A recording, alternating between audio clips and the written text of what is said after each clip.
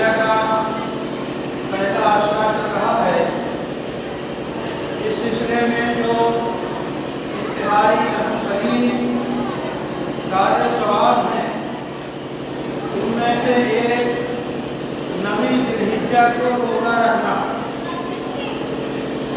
نویں ذوالحجہ کو روزہ رکھنا حدیث کے مطابق ایک ساتھ اگلے اور ایک ساتھ پچھلے گناہ کو معاف کر دیتی۔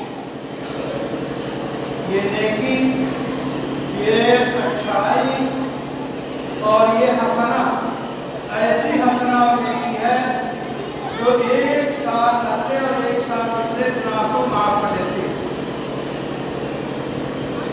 یہ ظاہر ہے کہ کتنا بڑا اجر ہے اور کتنا بڑا ثواب ہے۔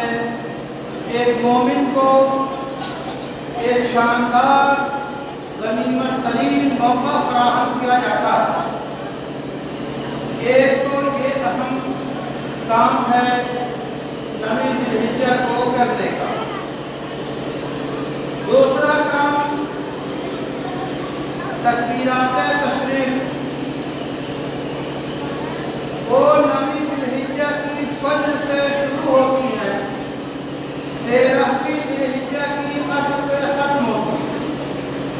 اللہ اکبر، اللہ اکبر، لا الہ الا اللہ، اللہ اکبر، اللہ اکبر وللہ الحمد۔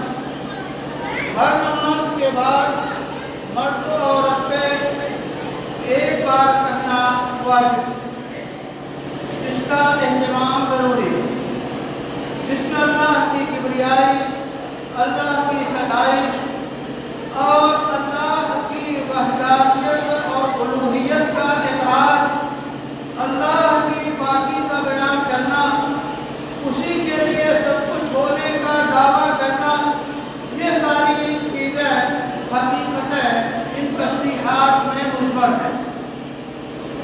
اس کے بعد جو عمل شروع ہوتا ہے 10ویں ذوالحجہ کو، جسے پہلا دن یوم اضحیہ قرار دیا جاتا ہے۔ ہم اپنی زبان میں بقرعید کہتے ہیں، جبکہ وہ اول ایام عید الاضحیٰ یعنی عید الاضحیٰ کا پہلا دن، کیونکہ عید الاضحیٰ قربانی کے 3 دن ہمارے یہاں ہیں، 10ویں تاریخ کو، 11ویں تاریخ کو اور 12ویں تاریخ کو۔ رسول اللہ صلی اللہ علیہ وسلم سے اس سلسلے میں مختلف فرامین ثابت ہیں کہ ان دنوں میں خون بہانے سے زیادہ بہتر اللہ کے ہاں کوئی عمل نہیں ہے۔ خون بہانے کا مطلب اللہ کے لیے ان جانوروں کی قربانی کرنا جن کی اللہ تعالیٰ نے قربانی کے لیے فرمایا۔ اور آپ جانتے ہیں کہ یادگار ہے یہ سیدنا ابراہیم اور سیدنا اسماعیل علیہ السلام کی۔ رسول اللہ صلی اللہ علیہ وسلم نے جب یہ بتایا تو آپ سے صحابہ نے پوچھا وما لنا، کہ ہمیں اس میں کیا ملے گا؟ آپ صلی اللہ علیہ وسلم نے فرمایا ہر روزے کے بدلے نیکیاں ملیں گی، یعنی جو جانور قربان کریں گے ہر روزے کے بدلے نیکیاں ملیں گی۔ تو اس 10ویں اور 11ویں اور 12ویں تاریخوں میں ذوالحجہ کی قربانی کرنے سے زیادہ بہتر اللہ کے ہر کوئی عمل پسندیدہ نہیں ہے۔ قربانی واجب ہے ان لوگوں پر جن کے پاس 52.5 تولہ چاندی یا اس کے برابر نقد پیسے یا اس کے برابر تجارت کے سامان یا اس کے برابر ایسے قیمتی سامان جن کا استعمال نہ ہوتا ہو، ایسے لوگوں پہ قربانی واجب ہے۔ قربانی عاقل پہ واجب ہے، بالغ پہ واجب ہے، اور مالدار یعنی جس کی ہم نے تشریح کی اس میں سال گزرنا شرط نہیں ہے۔ 52 تولہ کے بقدر آپ کے کرنسی اور پیسے ہیں، سال گزرے نہ گزرے کوئی فرق نہیں پڑتا۔ اگر آپ کے پاس اتنے پیسے ضرورت سے زائد 10ویں تاریخ کو آ گئے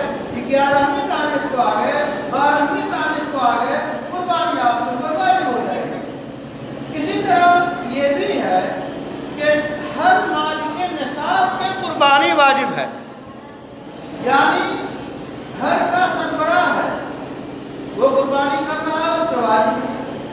گھر کے اندر مثلاً باپ قربانی کر رہا ہے، بیٹے ہیں، بیٹے خود اپنی حیثیت رکھتے ہیں اور مالک نصاب ہے، ان پہ بھی قربانی واجب ہے۔ گھر کی محترمہ ہیں، ان کے پاس جو ہے پیسے ہیں اور وہ مالک نصاب ہے، ان پہ بھی قربانی واجب ہے۔ تو جو مالک نصاب ہو، مرد ہو یا عورت ہو، ایک گھر میں ایک ہو یا کئی ہو، سب پہ قربانی واجب ہے۔ یہ مستقل فریضہ ہے، مستقل وجوب ہے۔ ہمارے یہاں علماء احناف کے یہاں جو ہم حنفی کہلاتے ہیں، یہی اسی پہ عمل ہے اور یہی بتایا جاتا ہے۔ جیسے نماز ہے، نماز گھر کے ہر فرد کے واجب فرض ہے۔ ایک سربراہ نماز پڑھ لے تو ساری نمازیں نہیں ہوں گی۔ اسی طرح قربانی کا فریضہ، قربانی کا وجوب جو ہے وہ ایک شخص کے ادا کرنے سے تمام لوگوں کی طرف سے ادا علماء احناف کے یہاں نہیں ہوتا ہے۔ اسی طرح ایک مسئلہ اور ہے، کبھی ایسا ہوتا ہے کہ لوگ جو ذرا فکری انداز میں سوچنے کے ہیں یا کسی درجے میں وہ ایڈوانس ہیں، وہ یہ کہتے ہیں کہ پوری ملت کا اگر حساب لگایا جائے، پوری دنیا میں جتنے جانور قربان کیے جاتے ہیں ان کو حساب لگایا جائے پیسوں میں، تو اربوں کھربوں روپے کی دولت بنتی ہے۔ کیا ضرورت ہے خون بہا دینے میں؟ ان اربوں اور کھربوں کی دولت کو غریبوں کے رفاہی کام میں خرچ کر دیا جائے۔ یاد رکھیے، یہ شریعت کے مزاج سے متصادم ہے۔ یہ اللہ نے نیکی کے شکلوں کو طے کر دیا۔ جیسے کہ نماز ہم پڑھتے ہیں، ابھی 2 رکعت نماز پڑھیں گے، اگر کوئی صاحب یہ کہیں کہ تیسرا سجدہ کر لیں تو 3 سجدے ہو جائیں گے، بہت سارے ثواب ہوگا، ثواب اور ملے گا، ہرگز یہ قبول نہیں ہے۔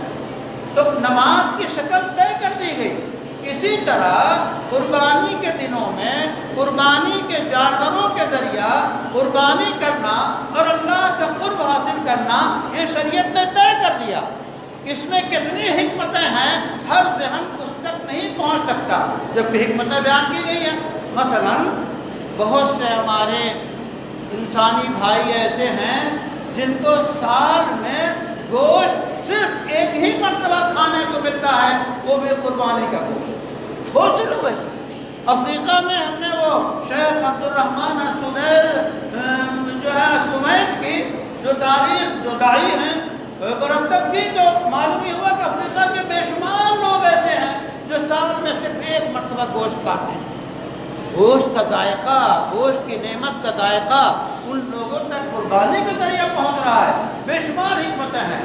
تو شریعت نے جو چیزیں طے کی ہیں اس میں عقلی گھوڑے دوڑانا درست نہیں ہے۔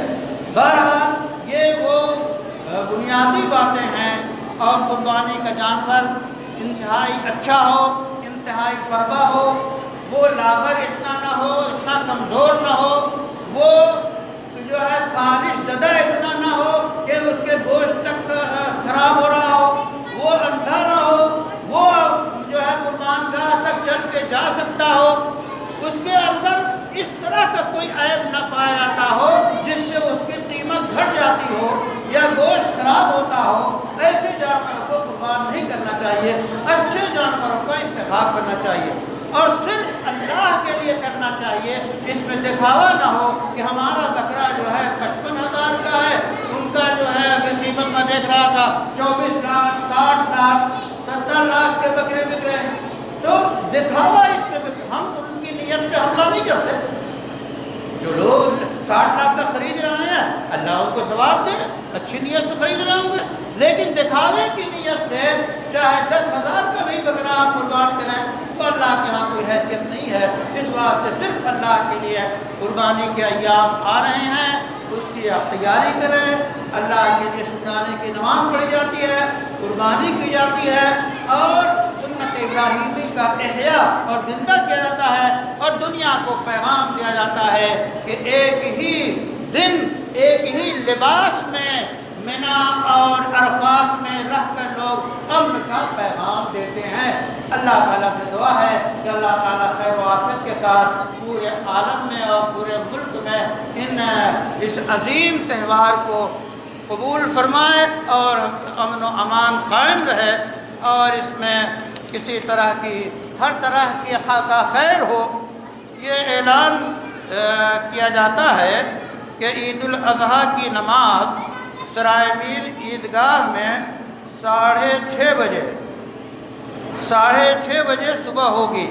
खुदा न खास्ता बारिश हुई तो जामे मस्जिद कदीम में और मीनारा मस्जिद में और जामे मस्जिद जदीद में नमाज अदा की जाएगी। उस वक्त वही वक्त रहेगा यानी 6:30 बजे का। मस्जिद सहाबा मदरसा फैज़ुल उलूम शेरवा ईदगाह में नमाज 6 बजे होगी। इसलिए जो हजरात जहाँ नमाज पढ़ते हों उसी हिसाब से तैयारी करके जाएं और अल्लाह से दुआ करें कि अल्लाह ताला खैर अता फरमाए और शर से हिफाजत फरमाए।